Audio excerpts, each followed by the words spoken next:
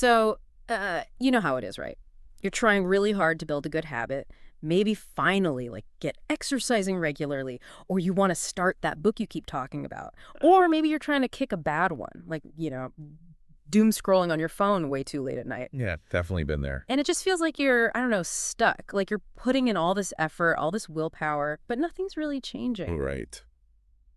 Well, today we're going to dive deep into why that happens. And the surprising thing is, it probably has very little to do with your actual discipline level. That's exactly right. Uh, A lot of the time when you're putting in work but not seeing those results straight away, Yeah. you're hitting what James Clear in his book Atomic Habits calls the plateau of latent potential. Okay. Think about it like heating an ice cube. Say it starts at 25 degrees. You heat it to 28, 30, 31. Right. Nothing seems to be happening. Exactly. Someone just watching would think, what's the Yeah. point? Nothing's changing. But all that energy, it's being stored up. It's latent potential, just waiting. Until it hits that magic 32 degrees and finally melts. Precisely. And that moment, that's what people see as the overnight success. Yeah, they miss all the work that came before. They do. They only see that big shift, not the slow burn underneath. And that's really our focus today. We're going to unpack the sort of fundamental ideas behind how habits form and maybe more importantly, how you can actually use these insights, drawing from Clear's work, to make changes that stick. Okay, so understanding the why behind it all, giving people practical tools. Exactly. Practical strategies based on understanding the underlying patterns. And it all starts somewhere kind of surprising, actually your identity. Identity. How does that connect to, say, biting my nails? Well, it's this really deep connection. Clear argues that our habits, they're not just random actions. They're often a direct reflection of our core beliefs about who we are. Okay. I mean, think about it. Have you ever tried to stick to a goal that just felt, well, wrong? Like maybe you want to save money, but deep down you see yourself as someone who, enjoys spending freely. That internal conflict. Right. That conflict makes lasting change incredibly difficult. It's like fighting yourself. Yeah, that makes sense. Like, I might really want to be healthier, but if deep down my identity is tied to being someone who always chooses comfort, those 6 a.m. alarms for the gym, they're going to feel like torture, a battle against who I think I am. Exactly. You can have the best plans, the best intentions, but if you haven't started to shift that underlying belief about who you are, it's tough. You haven't addressed the person actually doing a habit. So the million-dollar question then, how do you change that? How do you shift that underlying identity? Well, Clear has this really powerful idea. He says that every action you take, every single one, is like casting a vote for the type of person you want to become. A vote. Interesting. Yeah, no single vote instantly changes the election, right? But as those votes add up, day after day, they build the evidence for your new identity. That's why these seemingly tiny habits, these small wins, can be so incredibly impactful over time. They're proof. Wow, I really like that casting votes idea. It makes it feel less overwhelming, more doable. So every time I sit down and write just one page, that's a vote for being a writer. Interesting. I'm picking up my guitar for 5 minutes, even if I sound terrible. A vote for being a musician. Yep. Or that quick walk at lunch, a vote for being a healthy person. Even actively listening to a colleague instead of checking your phone, that's a vote for being a good leader. Okay, I'm getting it. And this leads to what Clear calls the paradox of making small improvements. Yeah. It means you don't always need these massive radical changes to get meaningful results. Small habits, done consistently, build that identity evidence and that shift in identity. That's what drives the big sustainable changes later on. So it's less about sheer willpower, like gritting your teeth through something you hate, Right. and more about aligning what you do each day with who you want to be. And the best way to change who you are is, well, to change what you do consistently. Exactly. And here's a really key point for everyone listening. You don't need to be perfect. Think about it like that election again. Okay. There will always be votes for the other candidate. Mm-hmm. Your old habits, your slip-ups. You don't need a landslide victory every single day. You just need to win the majority of the votes over time. So missing a workout doesn't totally derail everything. Not at all. It's just one vote against. As long as you keep casting those positive votes most of the time, you're still building that new identity. The goal is to win the overall election, not every single ballot. Okay, so let's break down that two-step process Clear talks about for identity change. Step 1. Step 1 is decide. Really decide the type of person you want to be. What are your values? Who do you genuinely aspire to become? Get clear on that target identity. Right. And step 2. the action part. Step 2 is prove it. Prove it to yourself with small wins. Those consistent, tiny actions that provide the evidence. Cast those votes. Decide, then prove with small wins. Got it. And it's so important to remember, your identity isn't set in stone. It's not fixed. You have the power right now to choose who you want to be and then reinforce that choice with your habits day after day. So this whole habit thing, it's not just about like ticking boxes or hitting goals like losing weight or getting a promotion. No, not fundamentally. It's actually about the journey of becoming someone different, someone you choose to be. Precisely. That's the deepest level of change. Okay, so if habits are so tied to identity, how do they actually work, like on a mechanical level in our brains? Well, that's where it gets really interesting. Because all habits, good or bad, actually follow the exact same four-stage pattern. Clear breaks it down into cue, craving response, and reward. Cue, craving response, reward. And your brain runs through these steps in that specific order every single time, like a loop. All right, let's dissect those. Stage 1, the cue. What's its job?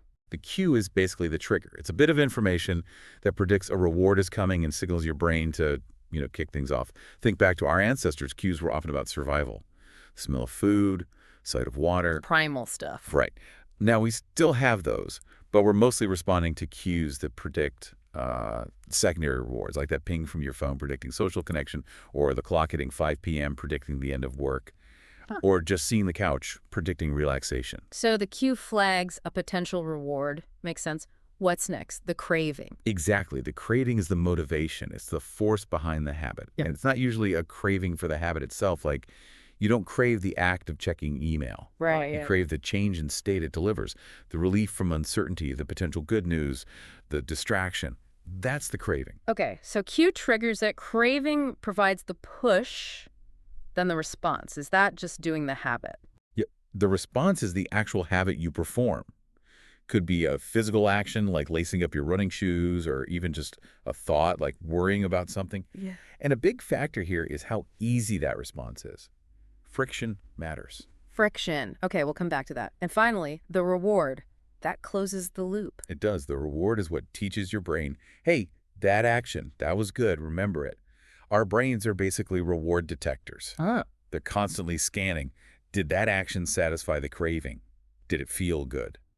That feedback, pleasure, or disappointment tells your brain whether to repeat the loop next time that cue pops up. So if any one of those 4 stages is weak, the habit won't stick. Exactly. You need a clear cue to trigger it, a strong enough craving to motivate you, an easy enough response to actually do it, and a satisfying reward to make your brain want to do it again. All 4 need to line up. And you mentioned our brains get really efficient at this loop over time. Oh, incredibly efficient. Mm-hmm. With enough repetition, your brain starts to pick up on cues and anticipate the whole sequence almost subconsciously. Like those examples Claire gives, the museum curator who just knows a piece is fake. Right. Or the radiologist spotting tiny signs of a future stroke. Or even a hairdresser noticing subtle hair changes that indicate pregnancy. They can't always explain how they know. Wow. Their brains have just processed the pattern so many times it becomes automatic. Our brains are prediction machines, constantly analyzing and creating shortcuts based on past experience. Which is amazing for efficiency, but I guess there's a downside too, like we stop paying attention. That's a really crucial point. Automaticity means less conscious thought.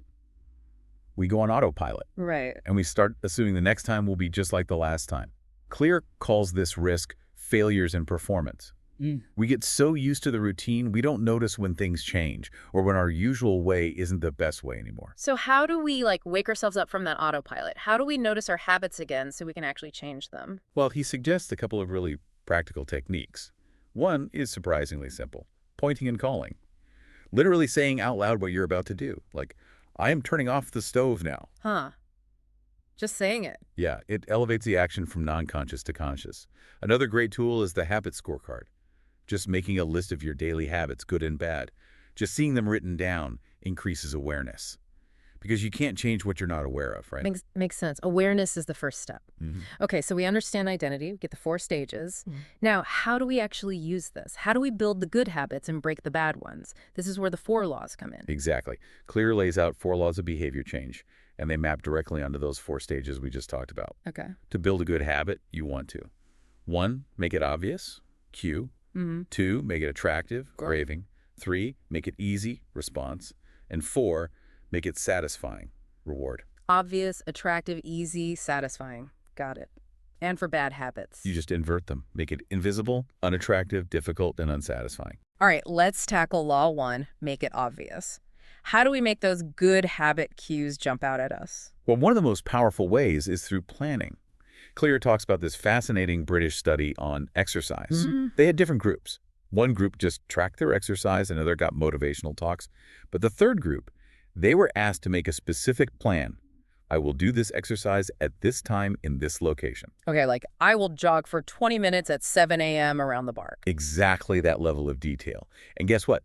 That specific planning group, their exercise frequency more than doubled compared to the others. Wow, just from planning the when and where. Yep, it's called an implementation intention. Right. It turns a vague goal, like I should exercise more, into a concrete plan your brain can actually latch onto. It removes the ambiguity. That makes so much sense. No more maybe later if you've already decided when and where. Precisely.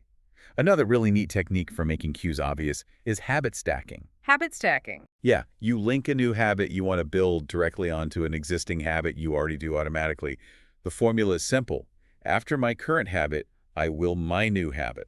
Ah, like piggybacking, using the momentum of something you already do. Exactly. So maybe after I pour my morning coffee, I will meditate for 1 minute. Or after I take off my work shoes, I will change into my workout clothes. Perfect. Yeah. Or after I brush my teeth at night, I will floss one tooth. The key is tying the new desired behavior to something that's already firmly established. You build these little chains. I like that. Building positive chain reactions. Okay, what about our actual surroundings, our environment? Oh, environment design is huge for making cues obvious. Clear points out that we're often just drawn to the most obvious option. Think about product placement in stores, the things at eye level get bought more. Sure. Our vision is our most dominant sense, so visual cues are incredibly powerful. If you want to practice guitar more, don't leave it in the case in the closet. Put it on a stand right in the middle of your living room. Make the good cue unavoidable. Exactly. Put your vitamins right next to the coffee maker, lay out your running shoes the night before, and conversely, make the cues for bad habits invisible. Hide the cookies in the back of the pantry, or better yet, don't buy them. Put your phone in a different room when you need to focus. So curate your space. Fill it with cues for good habits. Remove the cues for bad ones. Seems simple, but probably really effective. It really is. And sometimes just changing your environment entirely can make habit change easier. Trying to write, go to a library or a different coffee shop where you don't have your usual home-based distractions. Use a different corner of a room. It helps you escape those old, ingrained triggers. That reminds me of that Vietnam heroin study Claire mentions, how soldiers who were addicted in Vietnam, many just stopped when they came home. Exactly. It's a powerful, if extreme, example.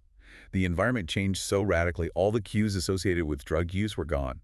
The context shifted, and for many, the habit dissolved. The big takeaway there is that people with amazing self-control, often they aren't relying on superhuman willpower. They're just better architects of their environment. They structure their lives to avoid needing constant self-control. They create disciplined environments. That's a game changer. Be an architect, not a willpower hero. Okay, law 2. Make it attractive. How do we make habits feel? Well, appealing. Irresistible, even. This taps right into that craving stage. It's all about dopamine. Ah, dopamine, the motivation molecule. Right. Dopamine spikes when we anticipate something rewarding, and that spike drives us to act. And here's the kicker. Clear emphasizes it's often the anticipation of the reward, even more than getting the reward itself, that really motivates us. Like that math study he mentions. The mice kept poking a lever just for the anticipation of a reward, triggered by dopamine. Exactly. Or think about slot machines. The anticipation is addictive. Highly habit-forming things, drugs, junk food, social media, they often trigger big dopamine spikes. It hijacks that anticipation loop. Okay, so how do we use this dopamine thing to our advantage for good habits? One great strategy is temptation bundling. You pair something you want to do with something you need to do. Okay, bundling. How does that work? The formula is basically 1, after my current habit, I will have it I need. 2, after habit I need, I will have it I want. Okay. Example. Sure. Maybe you need to catch up on emails. Yeah. But you want to watch your favorite Netflix show. Want. So, after I get home from work, current habit, I will spend 15 minutes clearing my inbox. Need. After I clear my inbox, I will watch one episode of my show, Want. Ah, so you use the want as the immediate reward for doing the need, like bribing yourself in a structured way? Kind of. You're linking the dopamine hit from anticipating the want activity to the need activity. Hmm. You can bundle almost anything, listen to podcasts only while exercising, get a pedicure only after finishing a tough project, scroll Instagram only after doing 10 push-ups. That's clever. Make the necessary thing a gateway to the fun thing. Exactly. And it helps if you can find some inherent enjoyment in the habit itself, like those Polgar sisters Clear talks about, who were raised to be chess champions but genuinely grew to love playing chess. That intrinsic attraction is powerful. Right. Finding the fun in the process.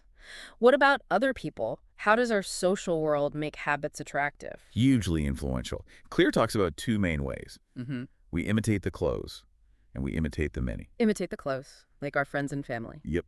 We naturally pick up habits from people we spend time with. Mhm. He mentions that astronaut Mike Massimino being in a small class where several others also became astronauts, that environment normalized an extraordinary goal.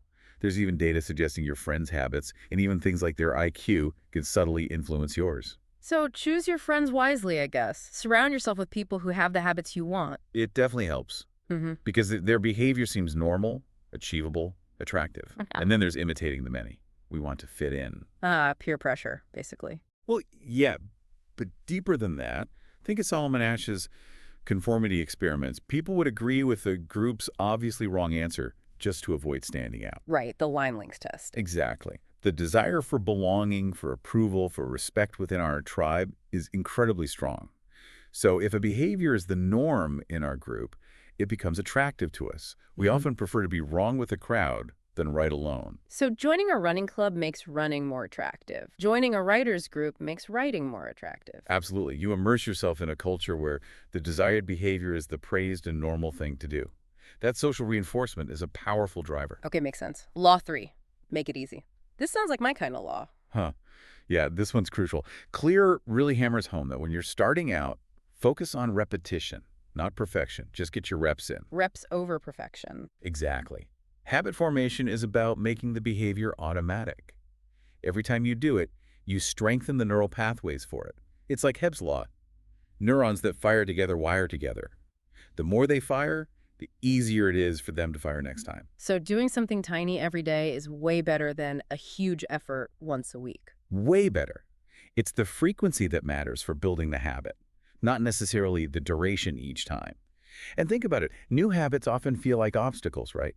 Things standing between you and the result you want. Yeah, like dieting feels like an obstacle to getting fit. Exactly. Yeah. So the easier you make that initial habit, the less friction there is, less activation energy required. And environment design comes back here too, right? Making it easy? Totally. Putting your gym clothes right by the bed reduces friction for working out. Pre-chopping vegetables makes cooking healthy meals easier. It's like that lean production idea from Japanese companies: eliminate every bit of wasted effort. Make the path to the good habit as smooth as possible. And flip it for bad habits, add friction. Add friction. Leave your phone in another room. Delete the apps. Unplug the TV and put the remote in a drawer. Make it a hassle to do the thing you want to avoid. Okay, and what's this 2-minute rule I hear about? The 2-minute rule is brilliant for overcoming procrastination and just starting. The idea is any new habit should be scaled down so the very first step takes less than 2 minutes. Less than 2 minutes? Like what? So read before bed becomes read 1 page. Your 30 minutes of yoga becomes take out my yoga mat.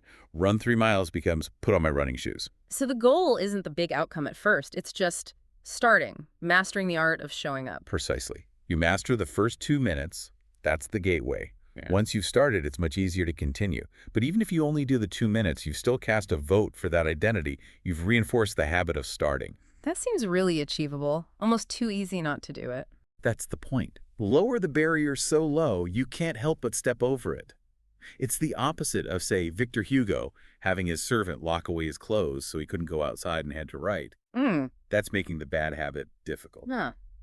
That's extreme commitment, which leads to commitment devices, right? Things we set up now to lock in future behavior. Exactly. Commitment devices are choices you make in the present to control your actions in the future.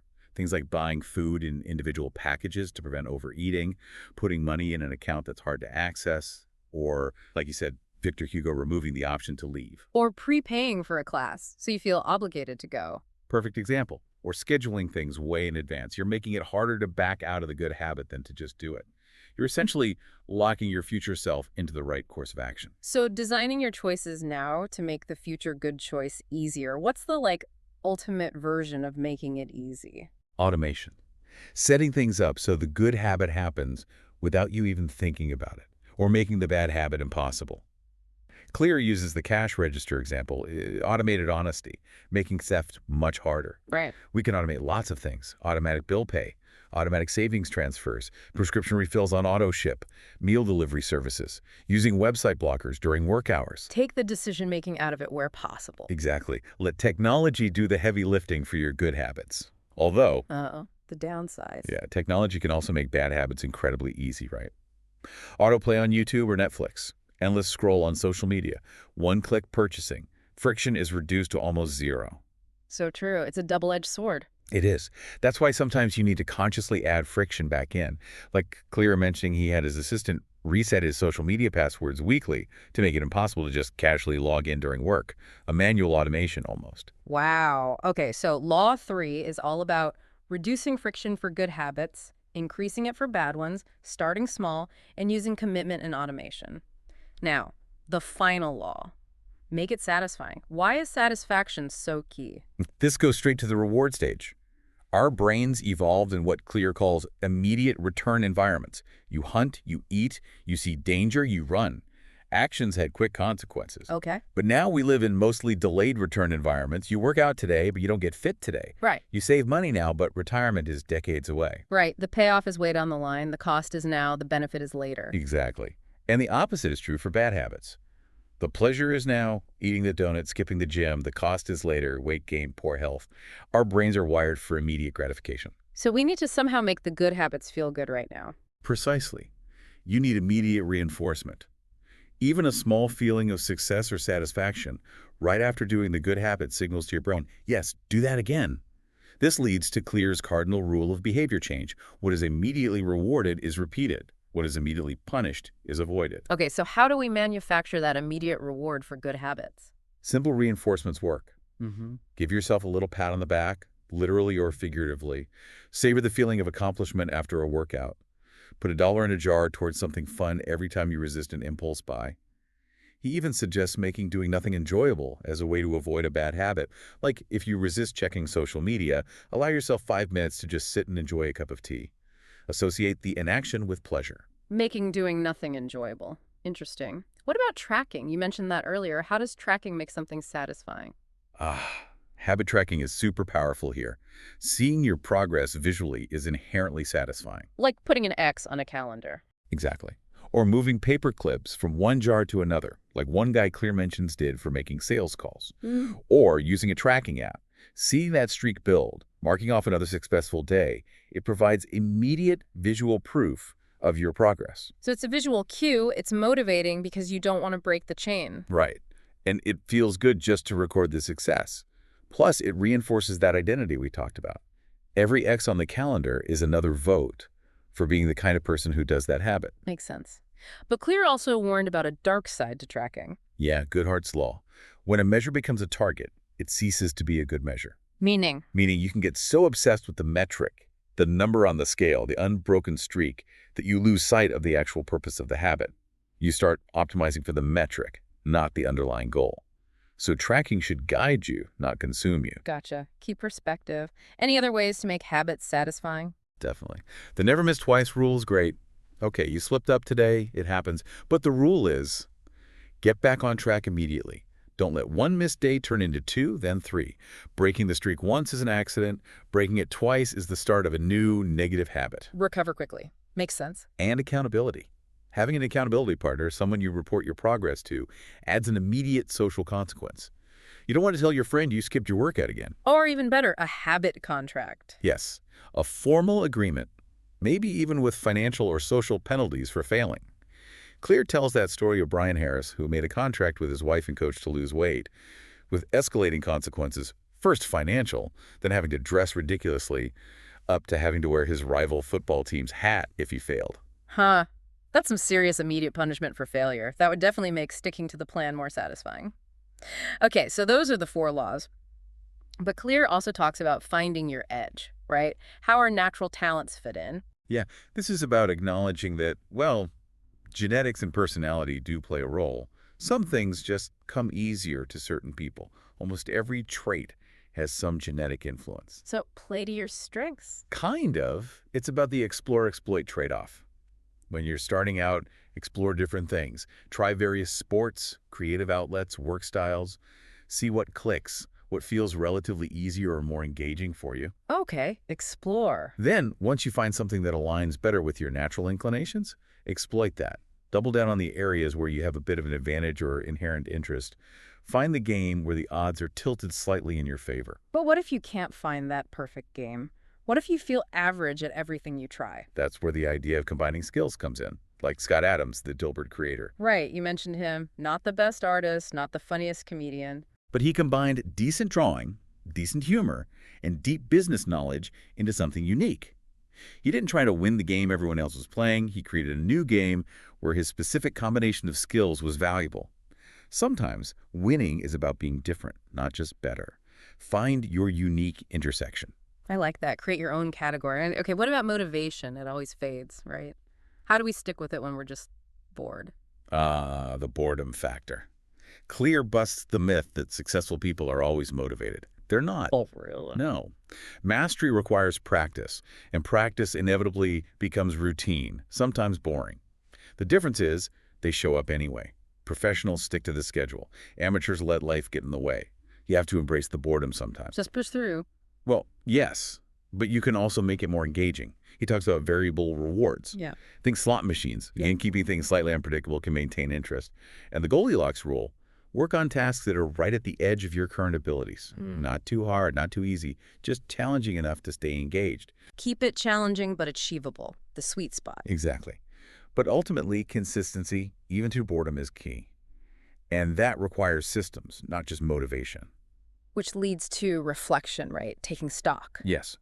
Long-term improvement requires reflection and review. He gives examples like the Lakers' continuous improvement program, Eliud Kipchoge's detailed training logs, Katie Ledecky tracking her wellness. They're constantly analyzing, tweaking, learning from mistakes. You need that feedback loop to keep getting better. So it's not just doing the reps, but thinking about the reps afterwards. Absolutely. Awareness of your performance, your mistakes, your progress. That's crucial for sustainable growth. Okay. And finally, Clear touches on the root drivers of it all. Desire and pleasure. Yeah, fundamentally, desire gets you started, pleasure keeps you going. Wanting and liking. You need both. You have to want the outcome enough to initiate the behavior, and you have to get some satisfaction liking from the process or immediate result to repeat it.